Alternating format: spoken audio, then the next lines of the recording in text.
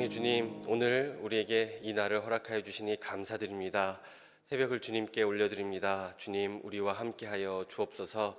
주님, 우리 교회에 더욱더 많은 새가족들이 함께할 수 있도록 허락하여 주옵소서. 사역이 활성화되고 주님께 영광 돌려드리는 우리 공동체가 될 수 있도록 인도하여 주옵소서. 행복축제를 준비 중에 있습니다. 준비하는 과정에서 준비하는 자나 또 복음을 듣고 나오는 자나 모두 하나님 안에서 평안하고 더욱더 행복한 하루하루가 될 수 있도록 인도하여 주옵소서. 오늘 말씀 통하여서 주님께 나아가기를 소망합니다. 주님께서 주장하여 주시고 주님께서 함께하여 주옵소서. 오늘 이 자리 나오면서 주님 사랑하는 마음 물질에 담아드린 손길 있습니다. 주님 기억하여 주시고 은혜를 더하여 주옵소서. 감사드리며 예수님의 이름으로 기도드립니다. 아멘. 오늘 말씀 함께 보겠습니다. 사도행전 9장 1절부터 9절입니다.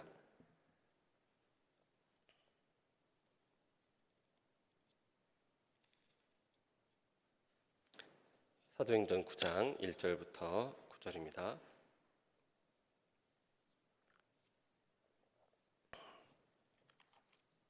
신약 201면에 있습니다. 저와 여러분 한 절씩 번갈아 가면서 읽고 마지막 9절 함께 보겠습니다. 사울이 주의 제자들에 대하여 여전히 위협과 살기가 등등하여 대제사장에게 가서 다메섹 여러 회당에 가져갈 공문을 청하니 이는 만일 그 도를 따르는 사람을 만나면 남녀를 막론하고 결박하여 예루살렘으로 잡아오려 함이라. 사울이 길을 가다가 다메섹에 가까이 이르더니 호련히 하늘로부터 빛이 그를 둘러 비추는지라. 땅에 엎드러져 들음에 소리가 있어 이르시되 사울아 사울아 내가 어찌하여 나를 박해하느냐 하시거늘 대답하되 주여 누구시니까 이르시되 나는 내가 박해하는 예수라. 너는 일어나 시내로 들어가라. 내가 행할 것을 내게 이를 자가 있느니라 하시니 같이 가던 사람들은 소리만 듣고 아무도 보지 못하여 말을 못하고 서 있더라. 사울이 땅에서 일어나 눈은 떴으나 아무것도 보지 못하고 사람의 손에 끌려 다메섹으로 들어가서 사흘 동안 보지 못하고 먹지도 마시지도 아니하니라. 아멘. 오늘 이 자리 나오신 여러분 주님의 이름으로 환영하고 축복합니다. 곁에 계신 분들과 함께 인사하겠습니다. 잘 오셨습니다. 예수님을 만나면 행복한 인생이 됩니다. 아멘.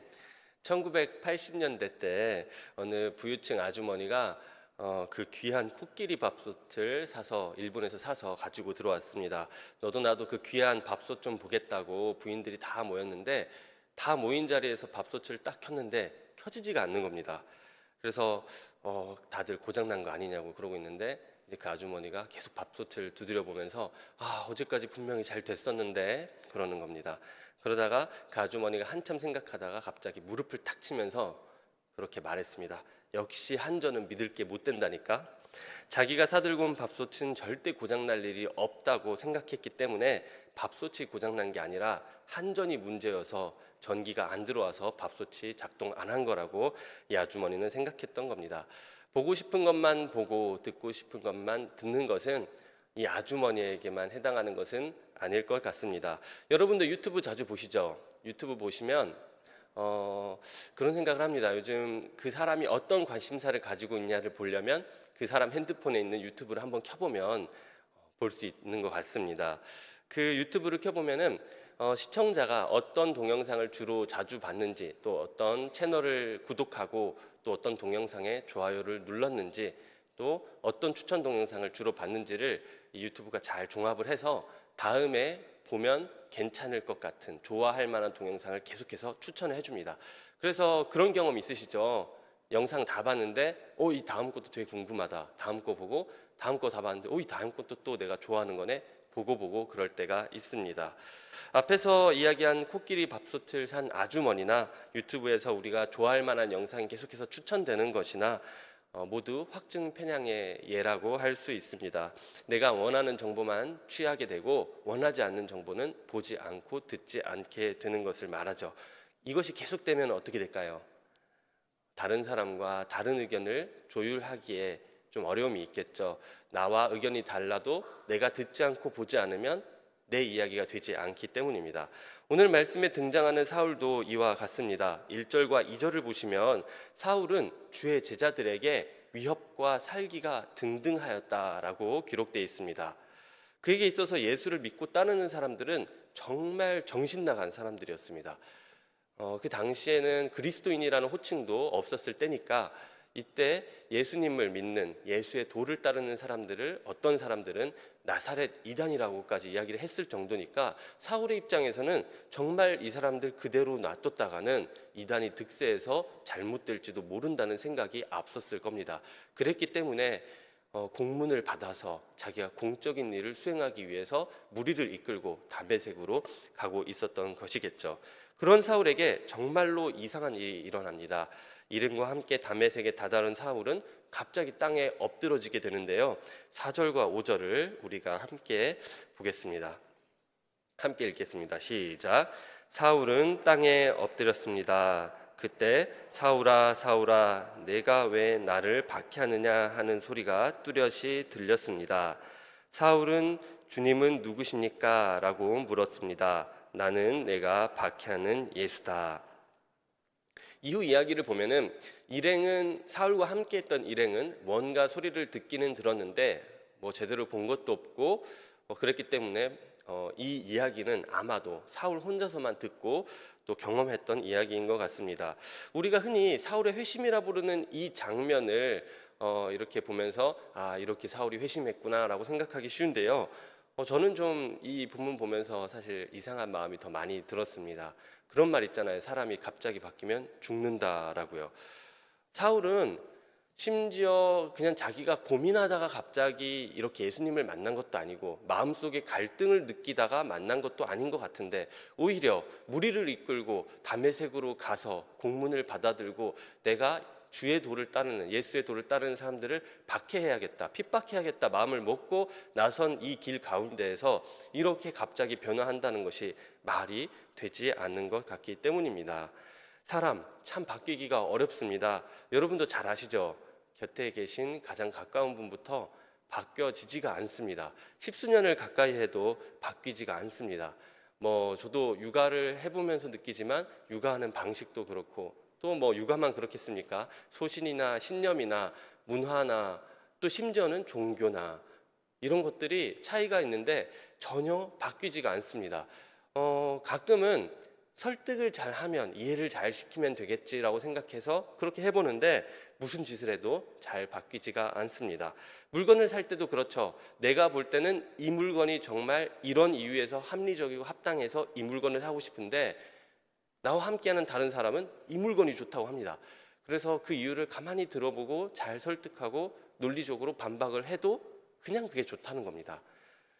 미국의 세계적인 심리학자인 조너선 하이트도 그의 책 바른 마음에서 그 이유를 이렇게 설명합니다. 사람의 사고는 이유를 다 검토하고 확인한 후에 입장을 결정하는 것이 아니라 먼저 입장을 결정해 놓고 그 이후에 그 입장에 맞는 이유들을 찾아서 채운다는 것이죠. 그래서 좋고 싫음은 거의 단숨에 결정되어 있고 거기에 따른 이유를 추후에 명분으로 찾는다는 것입니다. 그런데 오늘 말씀에 등장한 사울을 보세요. 이렇게 위협과 살기가 등등한 사울이 갑자기 바뀌어 버렸습니다. 물론 예수님께서 함께 하셨기 때문에 예수님께서 다가오셨기 때문에 사울이 바뀌었겠지만 그렇다면 우리 성도님들께는 예수님께서 한 번도 오시지 않았나요? 분명히 우리 삶에도 주님께서 다가오셨습니다. 그런데 사울보다 더 극적으로 변화된 케이스는 흔하지 않을 것입니다. 어느 시골교회에 열심히 신앙생활을 하는 할머니 집사님이 계셨는데요. 이 집사님의 가장 큰 기도 제목이, 첫 번째 기도 제목이 바로 남편 할아버지의 영혼 구원이었습니다. 그런데 이 할아버지 정말 가부장적이고 또 무뚝뚝하고 말도 안 통하고 또 오랫동안 제사를 드려왔던 집이기 때문에 절대 예배에 나가지 않았습니다. 그나마 다행이라면 아내가 예배 나가는 것, 아내가 신앙생활 하는 것까지는 막지 않았다는 것이 다행일 정도로 정말 유명한 할아버지였는데 어느 날 갑자기 이 할아버지가 교회에 나오기 시작한 겁니다. 그래서 사람들이 다 수군거렸죠. 저 할아버지가 무슨 마음일까? 갑자기 나왔나? 뭐가 씌었나? 아니면 아내가 너무 닥달해서 한번 그냥 나와 준 걸까? 교회 밥이 맛있었나? 막 이야기가 많이 나왔습니다. 그런데 그 할아버지가 그날 주의를 지킨 이후로 돌아가실 때까지 단 한 번도 주의를 빼먹지 않았다고 합니다. 사람들은 정말 궁금했습니다. 그 할아버지가 왜 갑자기 그렇게 변화됐을까? 무슨 일이 생겼던 걸까? 사울처럼 예수님이 갑자기 찾아와 주셨던 걸까 궁금했습니다. 그런데 그 할아버지와 정말 가까운 이웃 중 한 명이 그렇게 말하기를, 이 할아버지가 교회에 나오기 한 몇 달 전부터 바닷가를 그렇게 서성이면서 뭔가 고민에 빠진 것처럼 지내왔다는 말을 했었습니다. 아마 그 할아버지는 어떤 이유에선지 몇 달간 스스로 고민과 여러 가지 생각을 하다가 결국 교회로 나와 예수님을 믿기로 결심했던 것 같습니다. 누가 설득하고 여건을 만들어줘도 일평생 교회에 나가지 않은 사람이 갑자기 교회에 나가서 예배를 다 지키고 또 세례를 받고 예수님을 믿기란 정말 쉽지가 않습니다. 하지만 그 할아버지는 지금까지 자기가 도전해 보지 못한 새로운 도전을 시도해 보기로 한 것입니다. 오늘 저는 본문을 묵상하면서 그런 생각을 해 보았습니다. 예수를 믿는 사람들에 대해서 여전히 위협과 살기가 등등한 사울, 그 마음속에는 어쩌면 그 누구도 알아주지 못한 마음속에 고민이 있지 않았을까, 고민이 있었고 도전이 있지 않았을까라는 생각을 하게 됩니다. 겉으로 보기에는 누구보다 너무나도 확고하게 예수 믿는 사람들을 핍박하고 또 힘들게 만드는 죄인 중에 괴수였던 사울이었지만, 하나님께서는 그의 가엾은 영혼을 어루만져 주시고 다가와 주셨던 겁니다. 바로 그 도전을 극복해내는 순간 사울은 완전히 다른 사람이 되었습니다. 만약 사울의 마음속에 자신의 하는 일에 대해서 조금의 티끌만큼의 의심도 없었더라면 예수님께서 하신 그 말씀을 듣지도 응답하지도 못했을 겁니다. 5절에서 사울이 주님은 누구십니까? 라고 물을 이유도, 그 답을 기다릴 필요도 없었겠죠. 시를 하나 가져왔는데요, 잠깐 보겠습니다.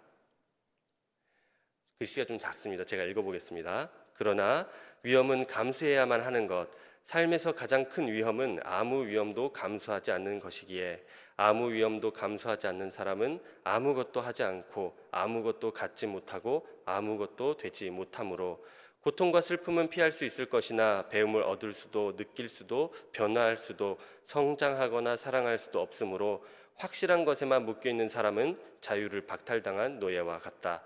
위험을 감수하는 사람만이 오직 진정으로 자유롭다. 어느 외국 시의 일부입니다. 우리는 위험에 노출되는 것을 꺼립니다.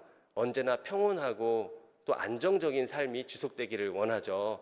젊은 청년이나 요즘 자라나는 어린 친구들도 공무원이 되고 싶어하고 안정적인 삶을 살고 싶다라고 이야기하는 이유가 아마 이러한 위험을 당하기 싫어하는 이유가 아닐까 싶습니다. 하지만 이 시에서 화자는 말합니다. 삶에서 가장 큰 위험은 아무 위험도 감수하지 않는 것이라고 말이죠.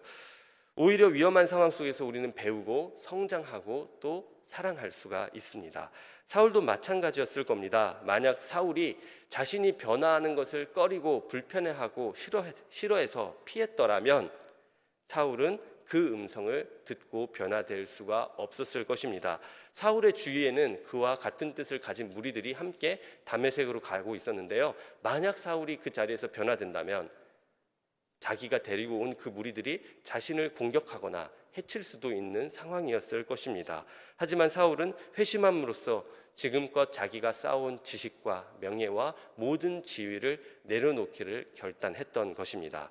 성도 여러분, 여러분의 삶 속에도 여전히 여러 위협이 존재했었고 또 지금도 위험 가운데 있는 분도 계실 것입니다.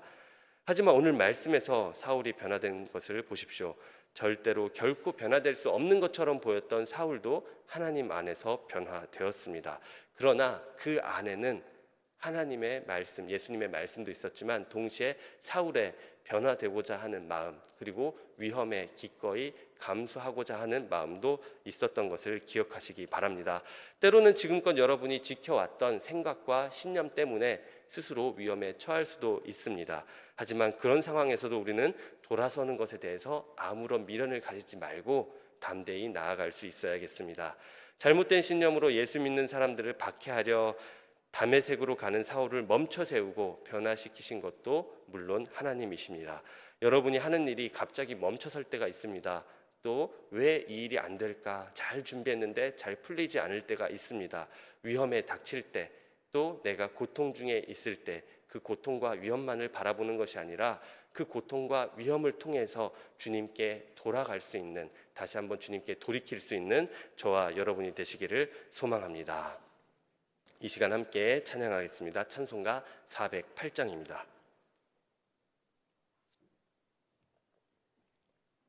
찬송가 408장입니다.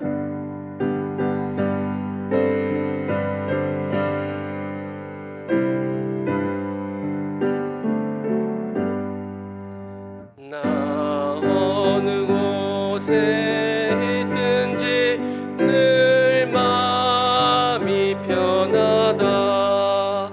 주 예수 주신 평안함 늘 충만하도다. 나의 마음속이 늘 평안해. 나의 마음속이 늘 평안해. 악한 죄 파도가 많으나 마음이 늘 평안해.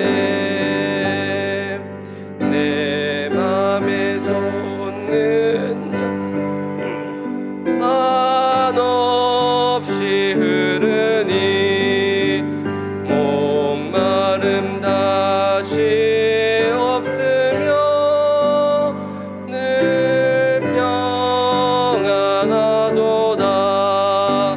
나의 마음속이 늘 평안해. 나의 마음속이 늘 평안해. 악한 죄 파도가 많으나 마음이 늘 평안해. 참되신 주의 사랑을 영원치 못하네. 그 사랑 내 맘 여시고 소망을 주셨네. 나의 마음속이 늘 평안해. 나의 마음속이 늘 평안해. 악한 죄 파도가 많으나 마음이 늘 평안해. 주 예수 온갖 고난을 왜 몸소 당했나. 주 함께 고난 받으며 면류가 얻겠네. 나의 마음속이 늘 평안해. 나의 마음속이 늘 평안해. 악한 죄 파도가 많으나 마음이 늘 평안해.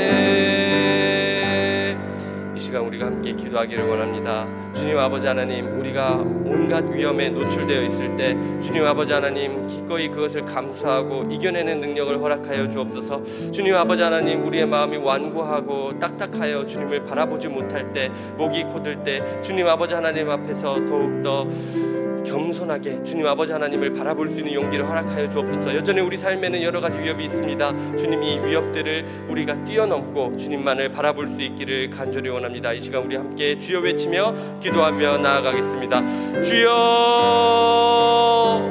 아버지 하나님, 우리 가운데 함께하여 주옵소서. 주님 아버지 하나님을 바라보기를 원합니다. 주님